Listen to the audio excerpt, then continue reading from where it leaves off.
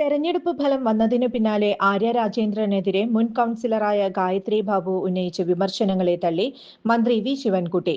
ഗായത്രി ബാബുവിന്റേത് വ്യക്തിപരമായ അഭിപ്രായമാണെന്നും ആര്യയുടെ പ്രവർത്തനത്തെക്കുറിച്ച് ഒരു പരാതിയും പാർട്ടിക്ക് ലഭിച്ചിട്ടില്ല എന്നും മന്ത്രി പറഞ്ഞു.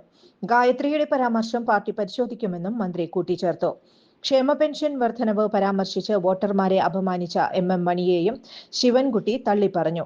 മണി തൊഴിലാളി നേതാവാണെന്നും അങ്ങനെ പറയാൻ പാടില്ലായിരുന്നുവെന്നുമാണ് ശിവൻകുട്ടി പറഞ്ഞത്. തദ്ദേശ തെരഞ്ഞെടുപ്പിൽ LDFന് നേരിടേണ്ടി വന്ന തിരിച്ചടിയിലും മന്ത്രി പ്രതികരിച്ചു. പ്രതീക്ഷിച്ച ഫലമല്ല ഉണ്ടായത്. LDF മികച്ച വിജയം അർഹിക്കുന്നു എന്നാണ് കരുതുന്നത്. ജനങ്ങളുടെ തീരുമാനത്തെ മാനിക്കുകയാണ്. 2010 ഇതിനേക്കാൾ വലിയ തിരിച്ചടി നേരിട്ടിട്ടും പാർട്ടി തിരിച്ചുകയറി.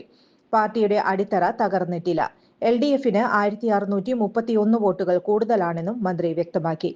തലസ്ഥാനത്തെ ഭരണം പിടിച്ച BJPക്കെതിരെയും മന്ത്രി രംഗത്തു വന്നു. BJPയുടെ ഭാഗത്തു നിന്ന് നിയമവിരുദ്ധമായ കാര്യങ്ങൾ ഉണ്ടായി.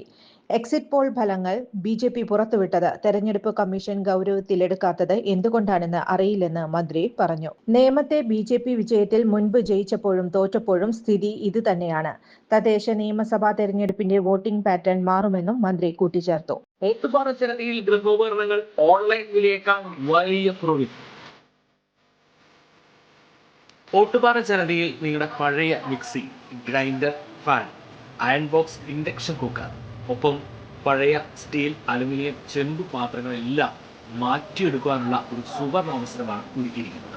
1399 രൂപയ്ക്ക് മിക്സികൾ, ഫാനുകളെല്ലാം വലിയ വിലക്കുറവിൽ. ഇൻഡക്ഷൻ കുക്കർ 1199 രൂപ. 3 ബർണർ ഗ്യാസ് സ്റ്റൗ ആണെങ്കിൽ 1999 രൂപ മുതൽ ആണ്.